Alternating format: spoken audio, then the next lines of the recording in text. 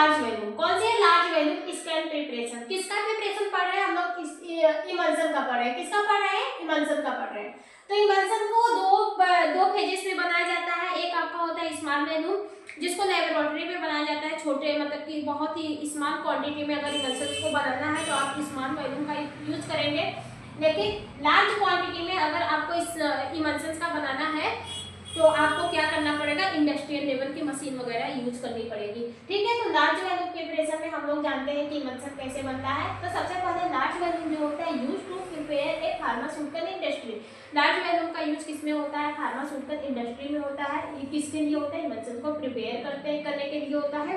Use for bulk production. Use for bulk मतलब कि बहुत ही हाईएस्ट क्वांटिटी में इमल्सन को, बहुत ज्यादा क्वांटिटी में इमल्सन को बनाने के लिए इसका यूज किया जाता है। ठीक है, मैकेनिकल सबसे पहले देखते हैं लार्ज वॉल्यूम में दो मेथड आते हैं। एक आपका होता है मैकेनिकल एजिटेशन मेथड, दूसरा आता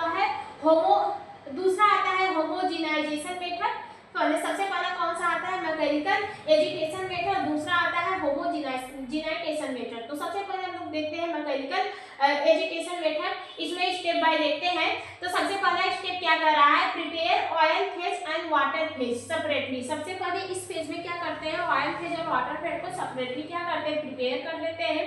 मिक्स बोथ फेज, दोनों फेज को आपस में मिक्स कर देंगे। एक लार्ज टैंक में दोनों फेज को आपस में क्या करते हैं? मिक्स कर देते हैं।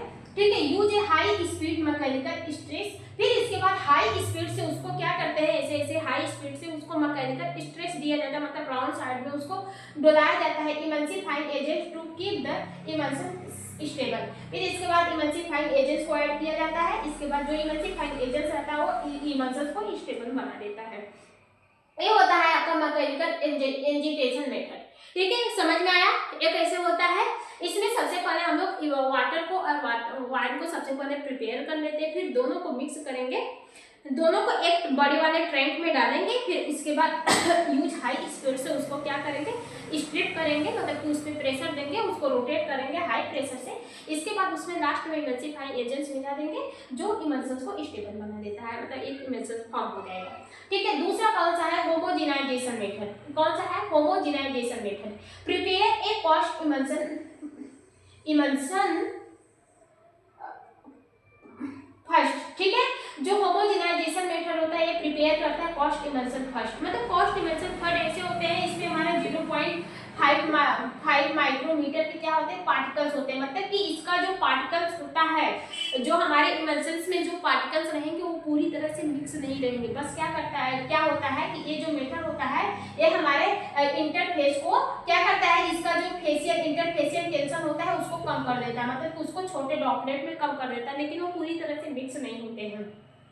ठीक है, होमोजेनाइजेशन मेथड का यूज किया जाता है। Prepare a cost emulsifying agents क्या होते हैं हमने आगे बता दिया है, आप देख लीजिएगा।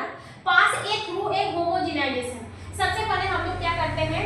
इसमें क्या करते हैं? पास करते हैं होमोजेनाइजेशन मेथड के थ्रू। क्या करते हैं? जो कंपोनेंट्स होते हैं उसको पास करते हैं। जो ऑयल ड्रॉपलेट होता है वो हमारे ब्रोकन होते हैं, मतलब कि टूटते हैं into a very small droplet. जो पहले वाटर रहेगा, वाटर को हम लोग अच्छे से रख देंगे, एक ट्रैंक पे रख देंगे, फिर वहां से हम लोग ऑयल को पास करेंगे। ऑयल किसके थ्रू पास करेंगे? होमोजेनाइजेशन के थ्रू पास करेंगे। ये जो होमोजेनाइजेशन होता है ये ऑयल के ड्रॉपलेट को एकदम छोटे छोटे पार्ट में क्या करता है? तोड़ देता है, एकदम स्मॉलेस्ट स्पॉट में तोड़ देता है। एक smooth and stable emulsion is obtained, जिसकी वजह से एक स्मूथ और इमल्सन ऑब्टेन हो जाता है। ठीक है, बात समझ में आया?